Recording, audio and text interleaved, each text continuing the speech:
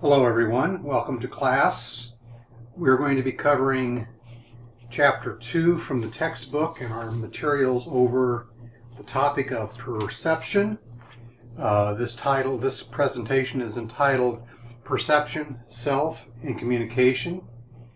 In this section we're going to be looking at what the definition of perception is, differences in perception, the perceptual process, and then errors in our perception, and finally, in the last section, who are you, and how do you present yourself? So having said that, let's get underway. What is perception?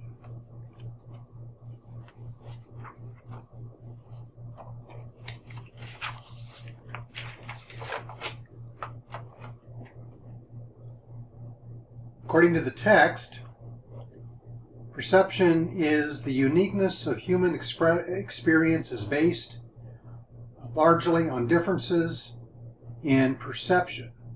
This is the definition, using the senses to process information about the external environment. So you see on the screen here, we use our senses. We receive information through our senses.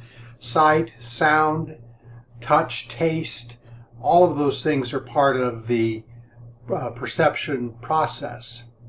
Second, it's processing that information. It's taking that information and trying to understand it, trying to see how it's important to us or not important. And then it is always about the external environment. It's always about the world outside of ourselves. There's another definition that I like to use, I think that's a little bit more succinct than that, and that's this definition.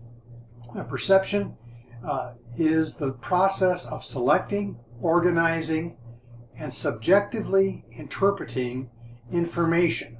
So it's how we perceive and understand things, how we perceive and understand our world and the events that happen in the world around us. In other words, we're making meaning from the world around us. When we talk about perception, we also see that we talk about active perception. Active perception is that perception which our mind selects, organizes, and interprets what you sense. If you stop and think about it for a moment, our senses are continually active and they're continually receiving information. Active perception is honing in on or paying attention to those aspects that are most important to us, those aspects that we wish to understand at a particular point in time. The other thing that we see here is that perception is also subjective. The text uses the phrase that it's the unique perceptual lens through which we see the world. In other words, we have a unique construction of meaning, constructed meaning that is attributed to sensed stimuli. So you and I can look at for example, the picture of the girl here smelling flowers. We can look and see different things that stand out in this picture. You may see one thing and somebody else may see another thing. We may see these roses or the flowers that she's smelling as purple or lavender or some other color, depending a lot upon how we understand. The third thing that's not mentioned here, that I would also mention, is that perception is also creative. Our mind also has the ability to think outside of the box, if you will, to understand things that go beyond us, and things of reinterpreting things that others may not see or understand or sense in the same way that we do. So, if you think of a child's perceptions are very creative in what they see. I think a practical example are, people who look at clouds, and you may see an animal in a certain cloud. I may look at the same cloud and not see it, but it's that creativity there that allows you to see those things as that creativity that allows us to build, to experience, to grow in our knowledge and those kinds of things. So what are the factors that are the differences in our perception?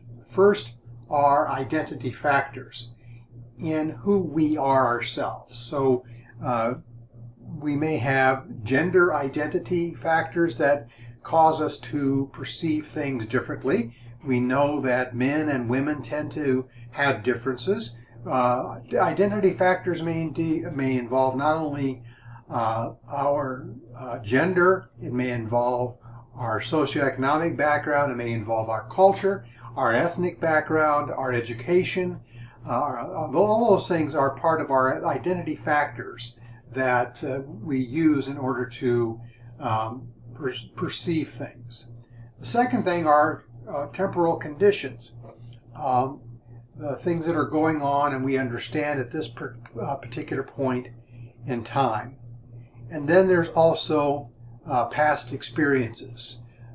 For example, if a child was bitten by a dog at a very early age, they may have an avoidance of dogs and a fear of them as they grow older. Or even think of some of the times that if you remember if your childhood that you know your parents made you eat something and you didn't like it, it didn't taste good to you at 3 years old, and chances are when you're 30 it's still not going to taste very good to you.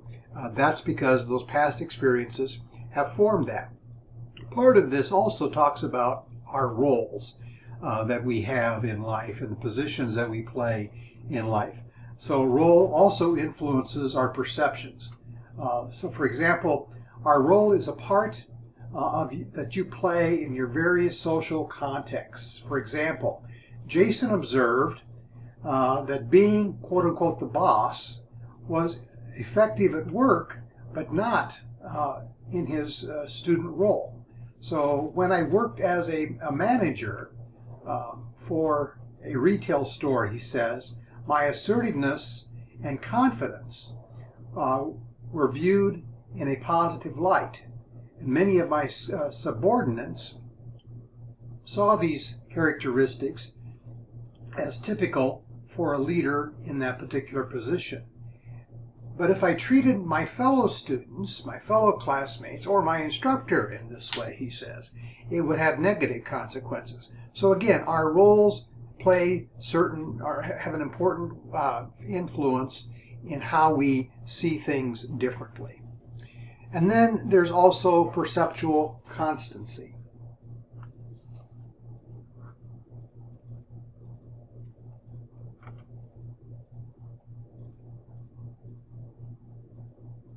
Perceptual constancy deals with our past experiences that lead you to see the world in a way that is difficult to change. I think I brought that up already. So it's your initial perception tends to persist throughout your life. So how does your role affect the way that you see things and you communicate? How do your present feelings affect how you see things and communicate? These are all influences on our perception.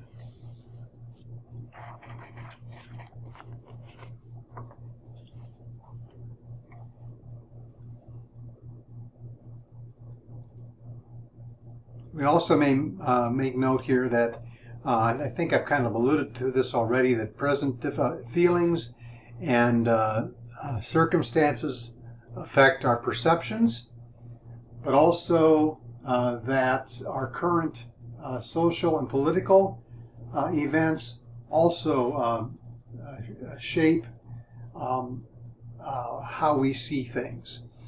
I think in terms of some of the world events that we've experienced in our own lifetimes, or I think in terms of my own lifetime, and how those events helped change how we saw the world in which we lived. So what is the perceptual process? There are three basic stages to the perceptual process.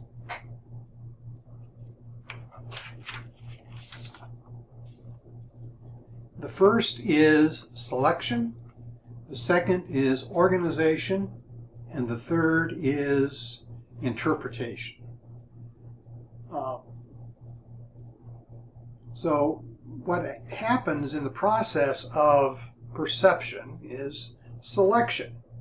I always think of my dad, and he would get in my car and he would hear a noise. Well, it was a noise that I didn't hear, but his hearing turned into that noise, and he was able to then define what the problem was. Well, mechanics can do that.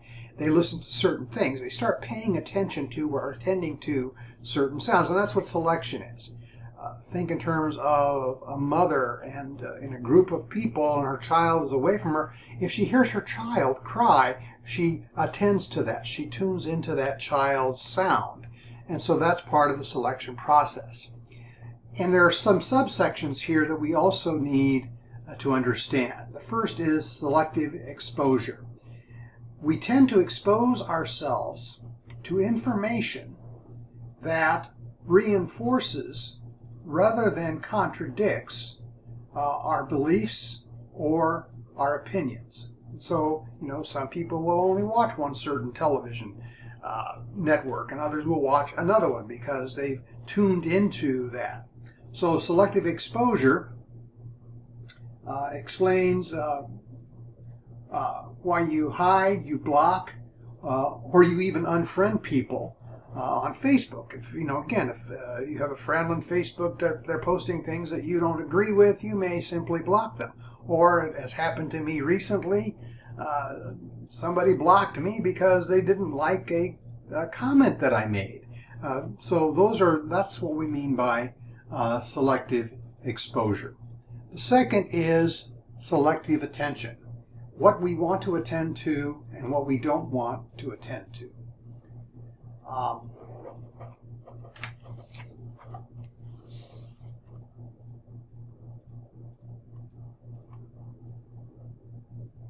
We do not treat all words, all sentences, all information the same.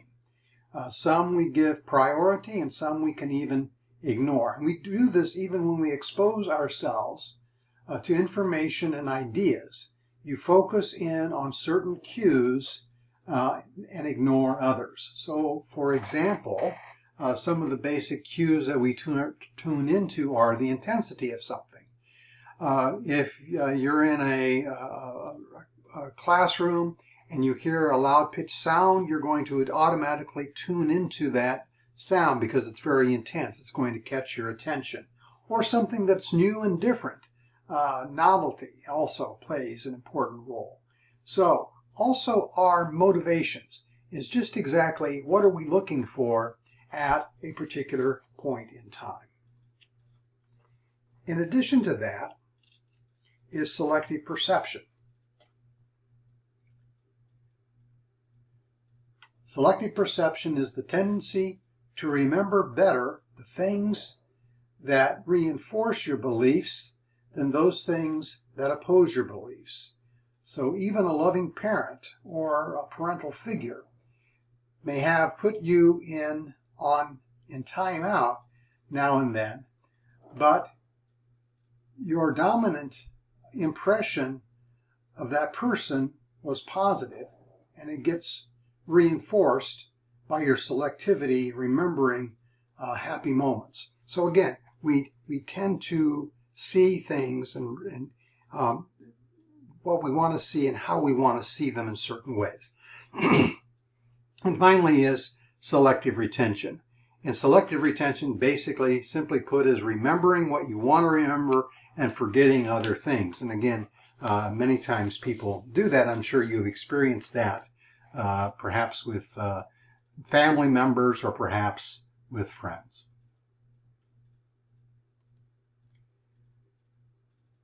The second stage is that of organizing. How do we put our perceptions together? How do we organize them into certain ways? So perception is the grouping, or the organization is the grouping of stimuli into meaningful units or wholes. You organize stimuli in a number of ways. through figure, and the ones that we're going to talk about here are figure and ground, closure, proximity, and similarity. So what is figure and ground? If you look at this here, you may see a vase, that's the figure, or you may see two faces, two people facing each other in the background. So what fore and ground means is your verbal and nonverbal communication exchanges. You perform a similar feat of focusing on some parts, in other words, the figure, and distancing yourself from other parts, in other words, the ground. So we focus in on the vase, and we disregard the faces, because what we want to see is there. If you've seen this before, you get both, because you're used to the figure now. All right. The second is closure. Closure is the tendency to fill in missing information to complete an otherwise incomplete figure. An incomplete figure or statement. One of the things you may have done, I know it's happened to me a lot of times, is you write a paper for a particular class, and you sit down and you read through the paper, you do spell check, you check your grammar, and everything looks great. You think you've turned in a perfect paper, and then somebody else looks at your paper, and the first thing they notice is a misspelled word or a typing error in your grammatical error in your text. Why is that? Why didn't you notice that? Well, that's what closure is all about. Our closure means that we attend to close things in. We attend to fill in the missing blanks with our own mind. I think one of the most particular ones for me is the word the. How many times have you typed TH and not the E? And when you read it, you've seen the E because your mind is closing in. Your mind is providing that missing element. The third deals with proximity. The next one deals with proximity. Proximity works verbally and non-verbally in communication. So nonverbal examples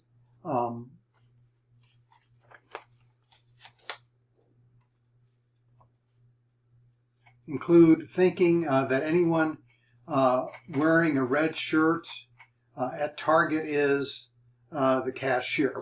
We place certain things together. And so here in this, if you look at this similarity or proximity, do you see 9 different lines, or do you see 3 sets of 3 lines? It's because we group things together. We bring things that are similar or alike into certain areas, and that's how we then we perceive those things in that way. The final one is similarity. Again, putting things that are similar in certain categories and things that are dissimilar in other categories.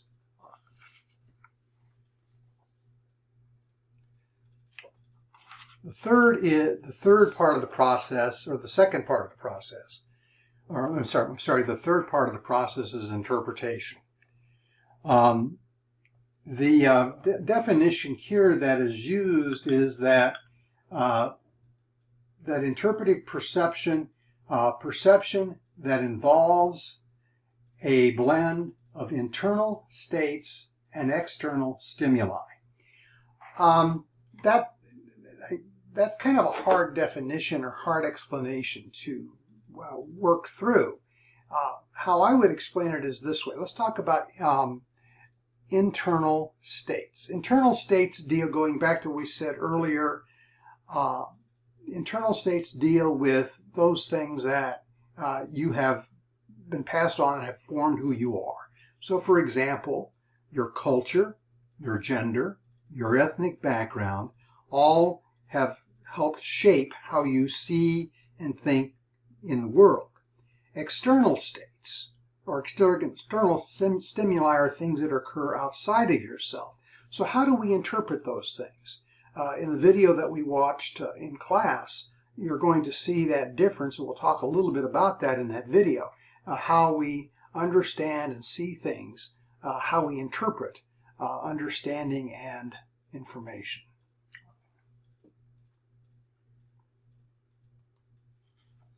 So what are some of the errors that occur in our perception?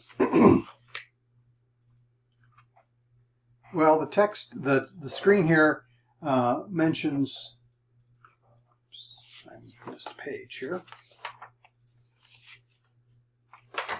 mentions three things: stereotyping, prejudice, and first impressions. So what is stereotyping? Stereotyping is making a hasty generalization about a group based on a judgment about an individual. So if we experienced something negative or even something positive with an individual of a certain group, we're likely to then make a generalization about the whole group. That's what stereotyping is.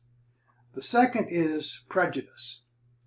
Prejudice is an unfavorable predisposition about an individual because of the person's membership in a stereotyped group. So again, when we talk about race a lot of times, this is what we mean by prejudice. We've already prejudged an individual based upon the fact that they are of a particular race, or a particular political party, or particular religion. That's what we mean by stereotyping and prejudice. The third is first impressions. The old expression is that first impressions are our lasting impressions. So many times we allow our first impressions to already make a judgment about somebody else without giving them further hearing, or without going any further in our understanding of that person.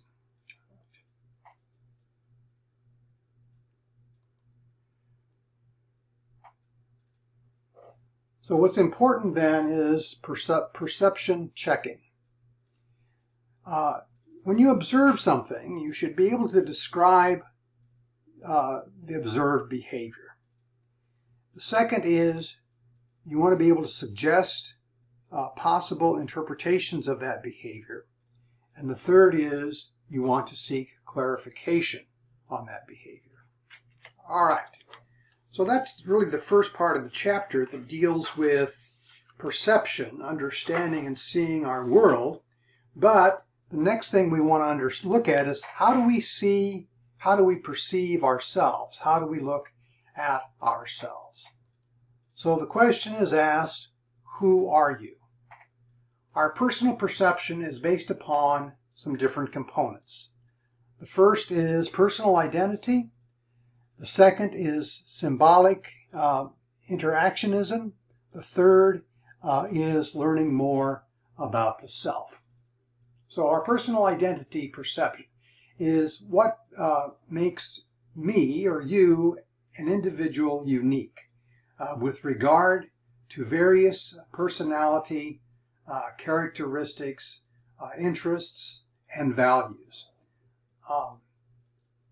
The second is symbolic interaction, the process in which the self develops through the messages and feedback that we receive from other people.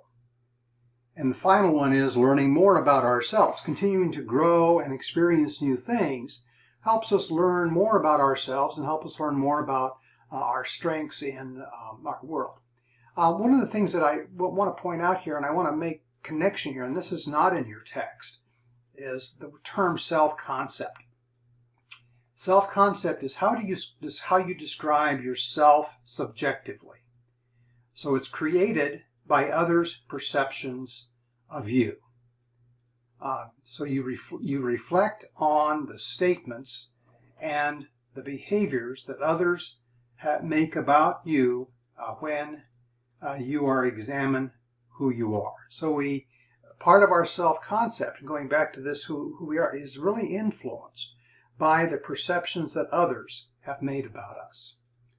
The second thing I want to mention is social comparison, that we judge ourselves against our peers, our siblings, our friends, so on and so forth. And the next thing I want to mention is self-esteem, and that is the value that you place upon yourself. Your self-worth may be another way of phrasing it.